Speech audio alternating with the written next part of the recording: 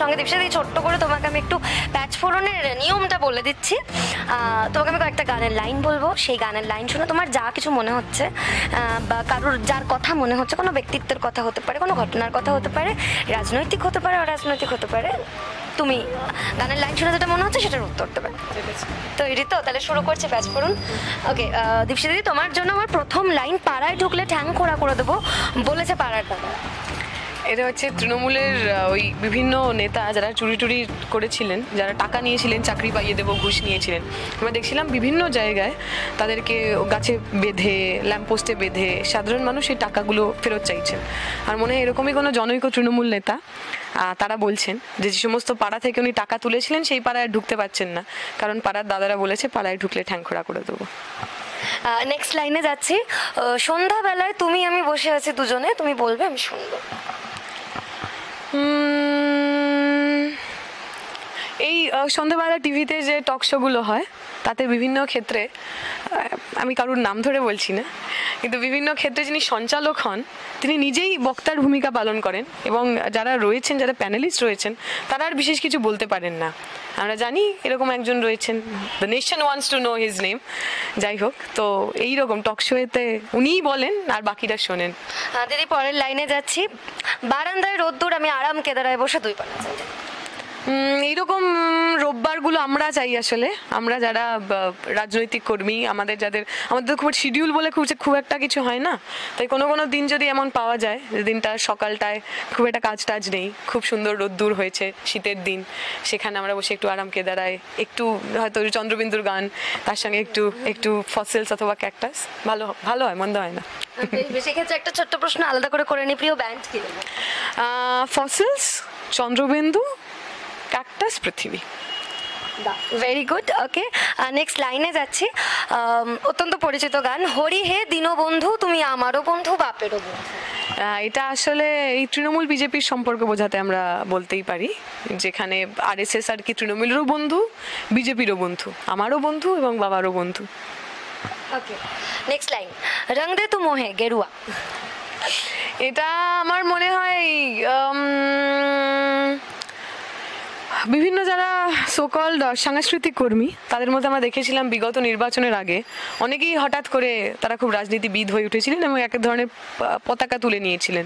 তো যারা ওই বিজেপিতে জয়েন করেছেন, আমরা তারা এই গানটা খুব বাড়িতে প্র্যাকটিস করতেন এবং তারা বিজেপিতে জয়েন করার আগে হয়তো এই গানটা গেয়েছিলেন, রং দে তু মোহে গেরুয়া। বেশ, পরের লাইন তোমার জন্য, রানার ছুটেছে তাই ঝুমঝুম ঘন্টা বাজছে। রানার ছুটেছে খবরের বোঝা হাতে। আমার মনে হয় এটা যারা এই সোকল্ড ইন্ডিপেন্ডেন্ট জার্নালিস্ট, যারা প্যাশনের জায়গা থেকে তারা কাজটা করেন, খবরগুলোকে সাধারণ মানুষের কাছে নিয়ে আসেন, আই থিঙ্ক এই গানটা তাদের জন্য খুব স্যুট করে, কারণ তারা খবরের বোঝা নিয়ে এক জায়গা থেকে আরেক জায়গায় যাচ্ছেন। বিভিন্ন ক্ষেত্রে তো খুব ফিনান্সিয়াল সিকিউরিটি থাকে না, এই একটা প্রজেক্ট থেকে তার একটা প্রজেক্ট পর্যন্ত তাদের কাজ, কিন্তু এই যে ইন্ডিপেন্ডেন্টভাবে অন্য কোনো রাজনৈতিক দলের হয়ে বা কোনো পার্টিকুলার গোষ্ঠী বা কোনো পার্টিকুলার সংস্থার হয়ে কথা না বলে ইন্ডিপেন্ডেন্টলি যারা নিজেদের কথা বলছেন, সেই সমস্ত ফ্রিল্যান্সার ইন্ডিপেন্ডেন্ট জার্নালিস্টদের জন্য। ওকে, পরের প্রশ্ন যাচ্ছি, পরের লাইনে যাচ্ছি। এটাও খুব পরিচিত গান, ছোট্টই একটা লাইন বলছি তোমাকে, যা মনে হচ্ছে বলো। লেগেছে লেগেছে লেগেছে লেগেছে লেগেছে লেগেছে আগুন। বাজার আগুন হওয়ার কারণে বহু মানুষের ভালো থাকাটা একটু কম হচ্ছে, তাই আগুন লেগেছে আই থিঙ্ক বাজারে মূল্য বৃদ্ধিতে। একদম। নেক্সট লাইনে যাচ্ছি, বলো হরি বল ফেটে গেল ফেসে গেল কালিরামের ঢোল। আমার অন্য অনেক কিছু মনে পড়ার কথা, কিন্তু মনে পড়ছে না, আমার অনুব্রত মণ্ডলের কথাই মনে পড়ছে। অনুব্রত মণ্ডল ওনাকে যখন মানে গ্রেফতার করা হলো, অনুব্রত মণ্ডল তো বাংলার বাঘ ছিলেন, তিনি ওইসব বলতেন পুলিশকে বোম মারো, এই করো সেই করো, কিন্তু আলটিমেটলি তার যে দুর্নীতি, আলটিমেটলি তার যে ডাকাতি চুরি, সেগুলো তো সব প্রকাশ পেয়েছিল। এবং যে ভদ্রলোক এতদিন ধরে একে ওকে থ্রেট দিচ্ছিলেন, তাকেই যখন পুলিশ গ্রেফতার করে নিয়ে যাচ্ছিল, তখন সাধারণ মানুষ রাস্তায় দাঁড়িয়ে দাঁড়িয়ে তারা বলেছিলেন চোর।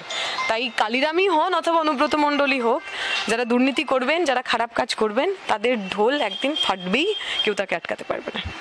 বেশ, শেষ লাইনে যাচ্ছি তোমার জন্য আজকের মতন প্যাঁচ ফোড়নের ক্ষেত্রে। দিন শেষে রাত্রি আসে, সূর্য হাসে ফের সকালে, আমরা সব খোদার খাসি যাবই ফাঁসি ভোট ফুরালে।